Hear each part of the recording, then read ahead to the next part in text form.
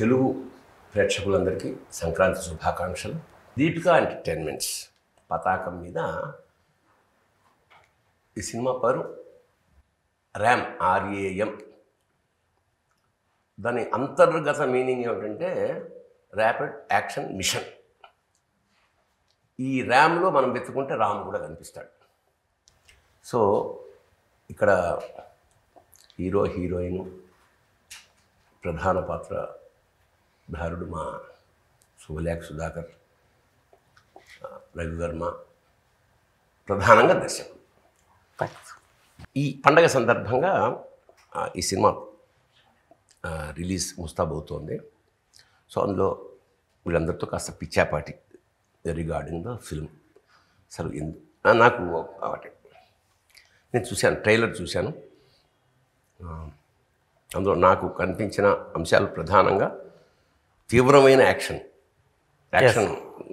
చాలా ఎక్కువ ఉండడం కన్నా కూడా బాగుందని అనుకుంటా. తర్వాత వాళ్ళిద్దరి మధ్య ఒక కెమిస్ట్రీ, ఏదో ఎంటర్టైన్మెంట్ బేస్డ్.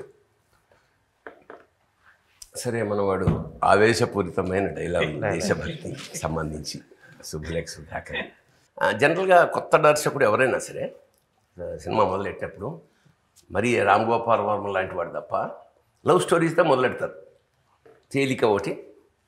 ఈ ప్రపంచంలో భూమి పుట్టినంత కనుక లవ్ అనేది ఉంటుంది కనుక సో ఈజీ టు కమ్యూనికేట్. మరి నీకు ఎందుకు ఇట్లాంటి జానర్ తీసుకోవాల్సి వచ్చింది? అంటే నేను నంబర్ ఆఫ్ సబ్జెక్ట్స్ రాసుకున్నాను సార్. ఇది యాక్చువల్గా ఒక కమర్షియల్ ఫార్మాట్ ఉన్న ప్యాట్రియాటిక్ మూవీ. ఇది ఒక స్క్రిప్ట్ ఫైనల్ అయిన తర్వాత ప్రొడ్యూసర్కి నచ్చిన సబ్జెక్ట్ సార్ ఇది. సో యాజ్ ఎ డైరెక్టర్ నా హీరో అడిగాడు నన్ను, నేను ఈ క్యారెక్టర్లో ఫిట్ అవుతానా అని. ఈ కథకి ఒక కామన్ బాయ్, అంటే ఒక బీటెక్ చదువుకొని ఏదో ఫ్యూచర్ గురించి ప్లాన్స్ చేస్తున్న ఒక కామన్ బాయ్ ఒక ప్యాట్రియాటిక్గా ఆ క్యారెక్టర్ ఆర్క్ అలా ట్రాన్స్ఫార్మ్ అవ్వడమే ఈ కథలో ఉన్న బ్యూటీ. వై అండ్ వాట్ అనేది స్క్రీన్ ప్లేలో పార్ట్ అవుతుంది సార్. సో అలా కామన్ బాయ్గా ఒక న్యూ ఫేస్ని తీసుకోవడం వల్ల క్యారెక్టర్కి అడిషనల్ వాల్యూ యాడ్ అవుతుంది తప్ప వేరే ఎటువంటి డ్యామేజ్ జరగదు. So you are fit for the character నేను చెప్పడం జరిగింది సార్.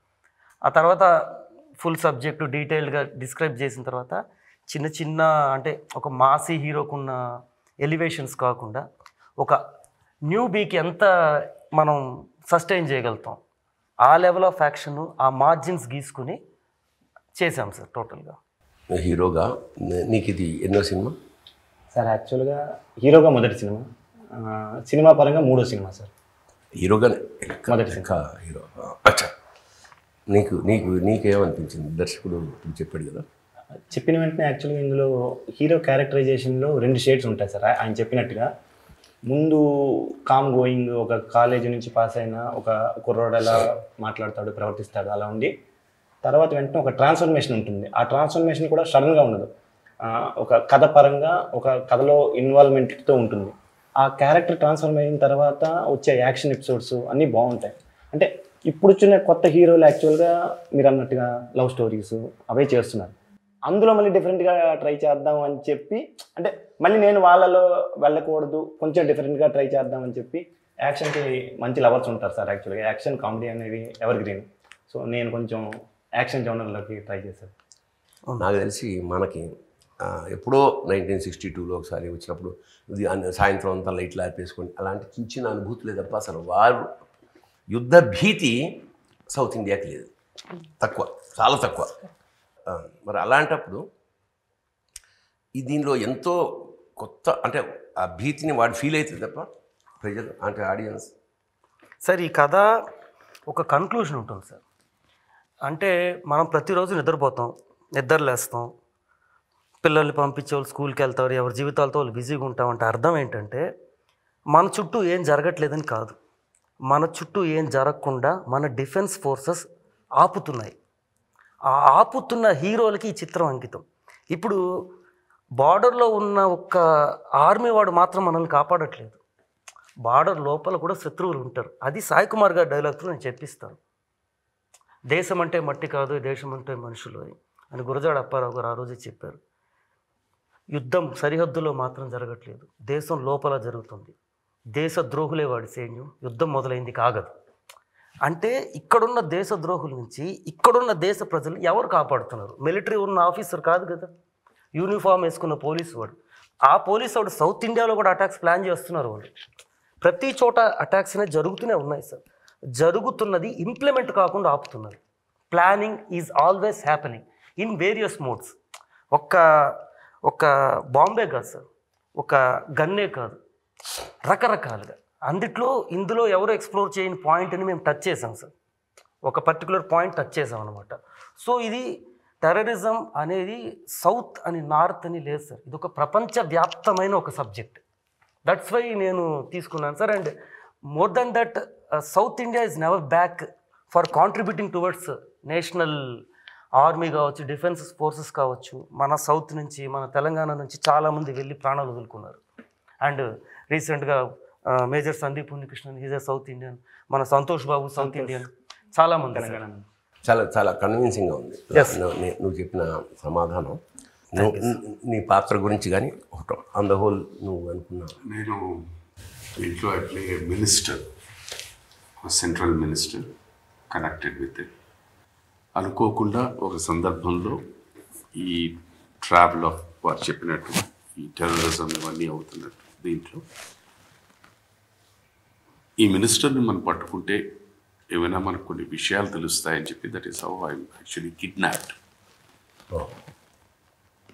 అక్కడ బేసిక్గా ది కాన్ఫ్రంటేషన్ వచ్చినప్పుడు ఏంటంటే, వీడి ఉద్యోగరీత్యా అనండి, లేకపోతే ఈ షోస్ పాలిటిక్స్ అనండి, బట్ బేసిక్గా వీడు ఫీల్ అయ్యేది ఏంటంటే, ప్రపంచంలో ఎక్కడ ఎవరు పుట్టినా, అది ఆడైనా మగైనా, నవరసాలు అన్నది కామన్. ఓన్లీ పాళ్ళు మారుతూ ఉంటాయి. పుట్టుకతో ఎవ్వరూ చెడ్డవాళ్ళు కాదు. Circumstances change them. Even terrorism వాళ్ళు పుట్టుకొస్తుంది అని అంటే, వాళ్ళు ఫేస్ చేసిన సందర్భాలు, సంఘటనల వల్ల మనుషులు అలాగ మారిపోతున్నారు. అది ఆర్థికంగా అనండి, లేకపోతే ఒక భక్తి అనండి, లేకపోతే దేని మీద ఒక వ్యామోహం అనండి, ఇట్ గోస్ డౌన్. అక్కడ వచ్చే కాన్ఫ్రంటేషన్ దీంట్లోనే ఇది వస్తుంది. ఇది ఎగ్జాక్ట్లీ వారు చెప్పినట్టు, it is not from out side terror. Out side అన్నది అది ఉంది, ఎక్స్టర్నల్ ఉన్నాయి, ఇంటర్నల్ ఉన్నాయి. బట్ మనం ఏం చేస్తున్నాం, ఒక ఎక్స్టర్నల్ ఫోర్స్ ఇక్కడికి రావడానికి ఎలాగుంటుంది, మనం దానికి అవకాశం ఇస్తేనే. అది కనుక మనం ఒక ఆనకట్టు కట్టేస్తే no one can come down. ఆ దీని మీద ఇట్ కమ్స్ డౌన్ అనమాట. So that is where the హీరోతో క్లాష్ అయిన తర్వాత he takes a leave from that and then goes down. అది నీ పాత్ర ఏమిటి అసలు? నంద హోల్ సబ్జెక్ట్ విన్నప్పుడు జనరల్గా చెప్తారు కదా. అంటే సార్, వెనెవర్ ఒక మనకి ఏదైనా ఫ్యామిలీలో ఒక సడన్గా ఒక లాస్ వచ్చినప్పుడు, మన రిలేటివ్స్ కానీ ఎవరైనా సడన్గా ఒక లాస్ వచ్చినప్పుడు మనకి ఫస్ట్ షాక్, ఆ తర్వాత we experience a lot of grief. But ఏదైతే ఒక కుటుంబంలో ఒక అమ్మాయి ఆర్ అబ్బాయి, అమ్మాయి ఆల్సో నౌ డేస్ ఒక ఆర్మీకి వెళ్ళాలి అనే ఒక నిర్ణయం తీసుకుంటారో, ఆ టైం నుంచి వాళ్ళు లాస్కి ప్రిపేర్ అయి ఉంటారు ఆ ఫ్యామిలీలో. that minute they start preparing for loss, and they're always prepared. I mean, I feel the most affected oka army man life lo, the most affected is their family. Oka talli kavachu, oka bharya kavachu, lepothe oka kootru kavachu. Alanti oka in that order, I mean, I play the daughter, and I play the daughter of నువ్వు ఒక military official కూతురువా? కూతురు. ఎవరు తండ్రి? ఎవరు? భానుచంద్ర గారు. ఎక్కువ చెప్తున్నాను మనం చెప్పచ్చండి, ట్రైలర్లో చూపించేసారు కాబట్టి. భానుచంద్ర గారు భానుచంద్ర గారి కూతురు. Bhanuchandra military man. అది వెంటనే చెప్పారు సినిమాలో. సినిమాలో ఇట్స్ పార్ట్ మధ్యలో వచ్చి ఆడియన్స్కి రివీల్ అవుతుంది. మన రవి అన్నగారు, అదే నీ పాత్ర ఏమిటి? ఇందాక నుంచి టెర్రర్ అంటారు. చాలా చిన్నప్పుడు నా బ్రెయిన్ వాష్ చేసి నన్ను ఇలా పెట్టిన దౌర్భాగ్యం. టెర్రరిస్టులకి మనుషులు కావాలి. ఆ మనుషులు బలహీనులై ఉండాలి, పేదరికంలో ఉండాలి, దేశం పట్ల పెద్ద గౌరవం లేని వాళ్ళు అయి ఉండాలి. ఇట్లాంటి వాళ్ళని ఎరుకుంటారు వాళ్ళు. ఏరుకుని వాడికి ఏదైతే లక్షణాలు ఉన్నాయో అంటే అదే సార్ ఇక్కడ నేను టెర్రరిజంలో ఇప్పుడు వచ్చి ఇంతకు ముందులాగా లేదు సార్. అంటే ఇప్పుడు అది గ్రౌండ్ లెవెల్ సెల్స్కి వాడుకుంటారు సార్. అంటే వీళ్ళని బలి చేసేయచ్చు, అంటే వాళ్ళని ఒక బ్రెయిన్ వాష్ చేసి వీ కెన్ జస్ట్ గుడి ముందు బలిక బక్రాలాగా చేయొచ్చు అనుకున్న వాళ్ళని మీరు చెప్పిన కేటగిరీ వాళ్ళని తీసుకుంటారు సార్. అండ్ లెవెల్స్ దాటే కొద్దీ they are more intellectuals sir. German grade laptops 36 40 అస్సాంలో దొరికబడ్డాయి. మనం జర్మన్ గ్రేడ్ మిలిటరీ ల్యాప్టాప్స్, అంటే వాటిలో సాఫ్ట్వేర్ ఎంత రన్ అవుతుందంటే ఆ లెవెల్ ఆఫ్ టెక్నాలజీ టెర్రరిస్ట్ వాడుతున్నాడు అంటే వాడు ఎక్కడ డీకోడ్ చేయలేని స్థాయికి ఆ లెవెల్లో ఉన్నప్పుడు లైక్ అవును కేవలం దరిద్రము నువ్వు వెళ్ళి బాంబు పెట్టి చచ్చిపో, నువ్వు వెళ్ళి కాల్చి చచ్చిపో అనేది అమాయకులు సార్. ఆ పరిస్థితికి వెళ్ళే వాళ్ళు అమాయకులు. నువ్వు వెళ్ళి చచ్చిపోని గైడ్ ఎవరు చేస్తారు? వాళ్ళ అమాయకులా? నేను డిఫైన్ చేయట్లేదు సార్, రిలీజియన్ గురించి మాట్లాడట్లేదు. ఒక మనిషిని నువ్వు ఈ పని మీద వెళ్ళి చచ్చిపో అని ఒకడు ప్రేరేపిస్తున్నాడు. ఇక్కడ నా దేశంలో హిందూ మంచోడే, ముస్లిం మంచోడే, క్రిస్టియన్ మంచోడే. వాళ్ళ మతంతో నాకు సమస్య లేదు, వాళ్ళ ధర్మంతో నాకు సమస్య లేదు. వాళ్ళు ఎవరు చెప్పుడు మాటలు వింటున్నారు అనేది పెద్ద సమస్య. ఇక్కడ ఒకడిని ప్రొవోక్ చేస్తే వాడు ఎటన్నా వెళ్ళిపోతాడు. అక్కడ కాంటెక్స్ట్లో ఉంటుంది సార్. అండ్ ఈ మన రవి గారి క్యారెక్టర్ కూడా ఒక grey shade sir. It's not totally bad and it's not like good. ఎక్కడో ఒక చిన్న హ్యూమన్ టచ్ ఉంటుంది అతనికి. అది ఎక్స్ప్లోరేషన్ ఉంది సార్. లైక్ అంటే ఇప్పుడు నేను ఈసారి సుధాకర్ గారిది it's open end sir. Cinema కన్క్లూజన్లు ఇంకొంచెం వెళ్తాయి సార్. జనరల్గా టైటిల్ చూడగానే పోస్టర్ చూడగానే ఇంచుమించు ఇది ఏ జానర్కి సంబంధించిన కదా అని ప్రేక్షకులు కాదు మనం ఏం చెప్పగలదు. ఇప్పటిదాకా మనం చెప్పింది ఇక మన తృప్తి కోసం చెప్పాం కానీ ఆల్రెడీ వాళ్ళకి తెలుసు. వాళ్ళకి తెలియనివి ఏమైనా చెప్దాం. అంటే ప్రొడక్షన్ పరంగా మేము యాజ్ పర్ ప్లాన్ వెళ్ళాం సార్. ఈ యొక్క ప్రొసీజర్లో ఫస్ట్ కెమెరామ్యాన్కి థ్యాంక్స్ చెప్పాలి సార్. అంటే ఇది సచ్ ఏ ఫాస్ట్ కెమెరామ్యాన్. మేము అనుకున్నట్టు పిన్ టు పిన్ పెట్టారు. దారన్ సుక్రీ పేరు దారన్ సుక్రీ సార్. అంటే అతను very qualified senior cameraman, but ఇంకా డెబ్యూట్ తీసుకోలేదు.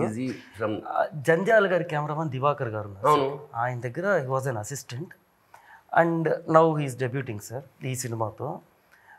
Very qualified and very fastest cameraman దారన్ సుక్రీ అండ్ హిస్ టీమ్. అండ్ ఇంకా ఫాస్ట్గా వెళ్ళడానికి హీరో సపోర్ట్ బ్యాక్ ఎండ్ నుంచి. అండ్ కొత్త హీరో అనేసరికి ఎప్పుడు కూడా లైక్ ప్రతిసారి తను 1 more అడగకుండా మ్యాక్సిమం ఇప్పుడు సుధాకర్ గారు సీనియర్ ఆర్టిస్ట్, ఒక సాయి కుమార్ గారు సీనియర్ ఆర్టిస్ట్, ఒక భానుచంద్ర గారు వాళ్ళు ఒక్క 1 more అడిగితే ఇతని వల్ల ఇంకొక 1 more రాకూడదని ఆ ఒక అటెంటివ్గా అండ్ ఈజ్ ఏ లైక్ ఒక ల్యాప్టాప్ లాంటి మనిషి సార్. ఒకసారి మనం డైలాగ్ చెప్పామంటే ఇప్పుడు టచ్ చేస్తే ఫోల్డర్ టచ్ చేస్తే మొత్తం బయట వస్తుంది. అంత మెమొరీ, అది ఏం తింటాడో తెలియదు, అంత మెమొరీ ఉంటుంది తనకి. స్క్రిప్ట్ మొత్తం నోట్లో ఉంటుంది, నాకన్నా బెటర్గా. అమ్మాయి ఇప్పుడు నీ what are your experiences good సరదాగా ఎట్లా what is that? My experiences in this film, sir, or ఇది generally? ఇందులోనే I am somebody who motivates him to join the army అన్నమాట. అది అంటే మా నాన్న వెళ్ళాడు కాబట్టి నువ్వు కూడా వెళ్ళాను. అదే ఆ క్యారెక్టర్ అంటే షీ సార్ట్ ఆఫ్ లవ్లో పడేసి నువ్వు ఇట్లా జాయిన్ అవ్వాలి ఆర్మీ అన్నట్టు.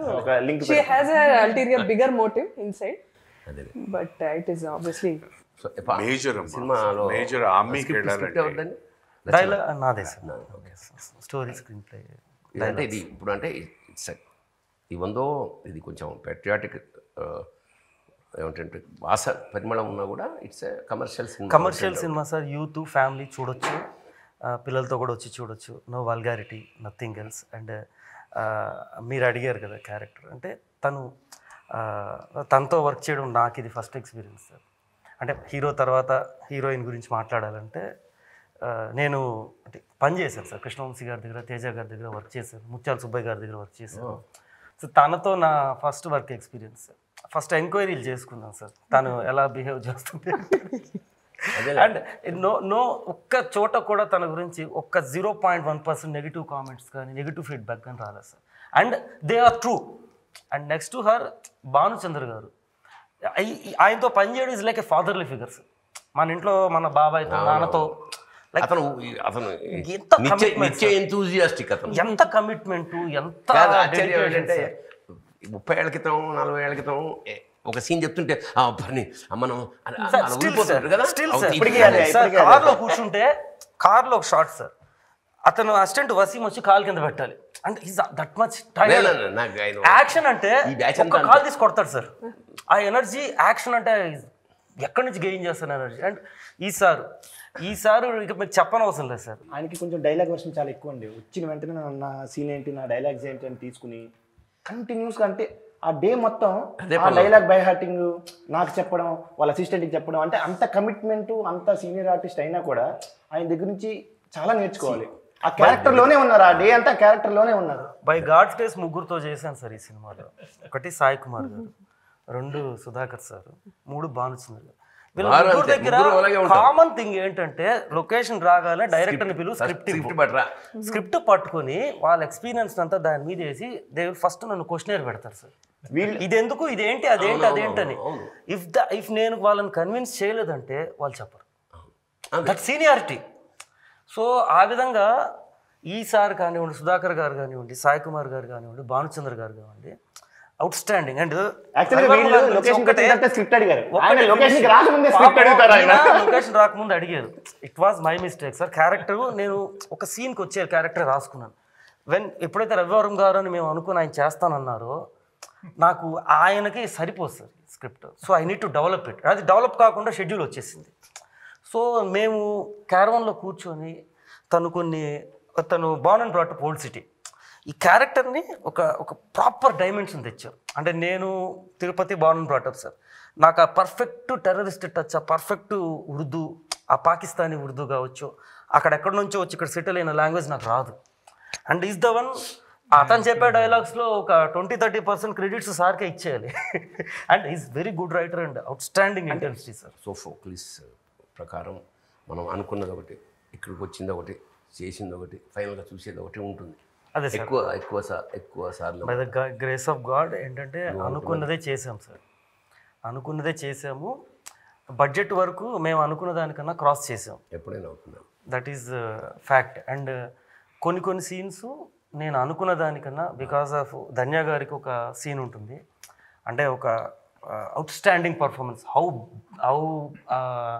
ఎంత బెటర్ పర్ఫార్మెన్స్ సార్, ఎంత బెస్ట్ పర్ఫార్మర్ అని ఆ సీన్ డిఫైన్ చేస్తుంది ఆవిడకి. And sir scene my favourite scene, my personal. ఇందాక కూడా చెప్పాను, ఇప్పుడు కూడా చెప్తున్నాను. అదే ఇందాక ట్రైలర్లో చిన్న ముక్కలు చూసాను, అదేనా అసలు ఈ అతను షోల్డర్ మీద ఆ సీన్ అక్కడ పెట్టారు. అండ్ సాయి కుమార్ గారు లేరు, హీ వాజ్ ఎంతో లవ్ చేశారు క్యారెక్టర్ని. ఒక హానెస్ట్ ఆఫీసర్ క్యారెక్టర్. అండ్ ఒక కమ్యూనిటీకి సంబంధించిన ఒక వాయిస్ అవుతారు ఆయన. ప్రతి డైలాగు చాలా ఓన్ చేసుకుని అంత కమిటెడ్గా డెడికేటెడ్గా చెప్పారంటే ఎక్సలెంట్ సార్. ఇలా అందరు ఆర్టిస్టుల సపోర్టు.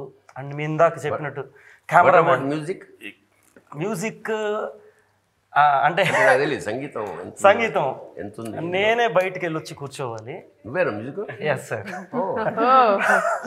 అంటే దిస్ ఈజ్ మీ ముందే ఓపెన్ అవుతున్నా సార్, వీళ్ళలో అతనికి తప్ప ఎవరికి తెలియదు. Ashrith Iyengar is my music name, so that I look professional as a music director. Oh my god. Ram Kumar is my lyric name, so that I look professional as a lyric writer. Hiram Vainatha is my director name, so that I look as director professional. ఆ secret లన్నీ చెప్పేశారు sir కి చెప్పేసారు. నేను first చెప్పాను చూసారా, సందర్భం అన్నది ఎలా మార్చేస్తుంది మనిషిని. అంటే sir it's a requirement sir. ఇంకా ఏమన్నా కవర్ చేయాల్సినవి ఉన్నాయమ్మా? I want to say something please. ఇక్కడ అంటే పర్టికులర్లీ ఈ సినిమా ఒకలా ఒప్పుకోవడానికి కానీ, లేకపోతే I think Surya is one main reason sir. ఎందుకు అంటే నాకు ఐ థింక్ ఇప్పుడు చాలా పెద్ద సినిమా అని ఎందుకంటున్నానంటే ఒక పెద్ద యాక్టర్ స్కేల్లో ఉన్న సినిమా. జనరలీ మీరు అన్నట్టుగా లవ్ స్టోరీలు, లేకపోతే పక్కింటి కుర్రాడు కథ, అలాంటి కథల్లో కాకుండా ఇంకొంచెం పెద్ద తరహాగా ఒక యాక్షన్ మూవీ తన నెత్తి మీద వేసుకొని, షోల్డర్ మీద వేసుకుని అని, అంటే ఒక ప్రొడ్యూసర్ లాగా కానీ, ఇంకోటి ప్రొడ్యూసర్ అంటే నేను కాదు సార్. యాక్చువల్లీ మీరు క్రౌడ్ ఫండెడ్ మూవీ విన్నారు కదా, ఇది ఫ్రెండ్స్ ఫండెడ్ మూవీ. నా ఫ్రెండ్స్ అందరూ నాకు సినిమా చేస్తానంటే సపోర్ట్ చేశారు. సో బట్ నాకేమనిపించిందంటే ఆ యాక్షన్ సీక్వెన్సెస్ కానీ లేకపోతే డైలాగ్ డెలివరీ కానీ లేకపోతే డైలాగ్స్ ఇలా ఫోటోగ్రాఫిక్ మెమరీ అనుకున్నా ఇంకోటి అనుకున్నా he extended himself the very best. Okay, ఇప్పుడు ఆడియన్స్ మీద ఉన్న రిక్వెస్ట్ ఒక రకంగా రిక్వెస్ట్ ఏంటంటే I would say give him a chance. You know అంటే ఫస్ట్ కొత్త హీరో ఎవడరా అనే టైప్లో కాకుండా ఒక్కసారి యాక్సెప్ట్ చేసి చూస్తే సినిమా చూస్తే ఆటోమేటికలీ అరే నువ్వు బాగా చేసావు బాగా చేయలేదో వాళ్ళ ఇష్టానుసారంగా Give him a chance. అంతే రెస్పెక్టివ్ రిజల్ట్. సూర్య ఈ హీరోకి బ్రైట్ కెరీర్ ఉందని we all believed sir. We believe. బేసిక్గా ఈ సినిమాకి ఫస్ట్ ఆయనకి నేను థ్యాంక్స్ చెప్పాలి. ఒక మ్యూజిక్ డైరెక్టర్గా నాకు చాలా ఆయన దగ్గర తన దగ్గర పెట్టుకుంటే ఇంకోటి జరగడం ప్యాకేజీ. సెకండ్ భానుచంద్ర గారికి థ్యాంక్స్ చెప్పాలి. ఆయన అంటే డే 1 నుంచి ప్రతిరోజు ఆయన ఏం చేయండి, ఎలా అయింది, సినిమా ఎలా వస్తుందని. థర్డ్ ధన్య గారు యాక్చువల్గా I mean she supported like A family member almost. అంటే తనది కూడా సినిమా అనుకుని ఆయన సుధాకర్ గారు, రవివర్మ గారు అందరూ మంచి సపోర్ట్ చేశారు సార్. సినిమా చాలా బాగా వచ్చింది. సో నాకు వీళ్ళతో ర్యాపో ఇస్ ఓన్లీ ఒక 1 day అనమాట. బట్ నాకేంటంటే మామూలుగా అంటుంటారు I found a wonderful vibration, positive vibration in the entire సెట్లో. మన సినిమా ఆడియన్స్ జనం ఎందుకు థియేటర్కి రావాలనేది ఒక స్ట్రాంగ్గా ఒకటి చెప్పాలి. ఫస్ట్ ఎవరన్నా సినిమా ఎంటర్టైన్మెంట్ కోసం వస్తారు. ఆ ఎంటర్టైన్మెంట్లో మనకి ఒక తెలియని విషయం, మన చుట్టూ జరుగుతున్న విషయం, మనకి చిన్న మెసేజ్.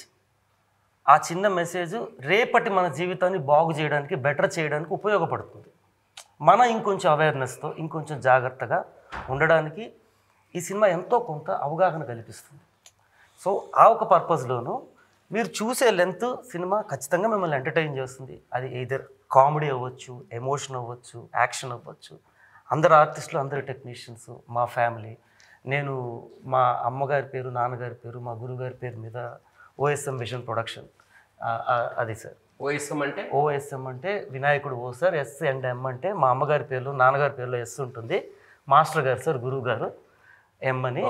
సో తల్లి, తండ్రి, గురువు, ఆ ముగ్గురికి ఒక నా చేతనైన గుర్తింపు తేవడం కోసం ఆ కంపెనీ, నేను, మా అన్న కుమారు, కరుణ, నేను, మా ముగ్గురు, మాది 11 మంది family sir. Big family support నాకు ఉంది.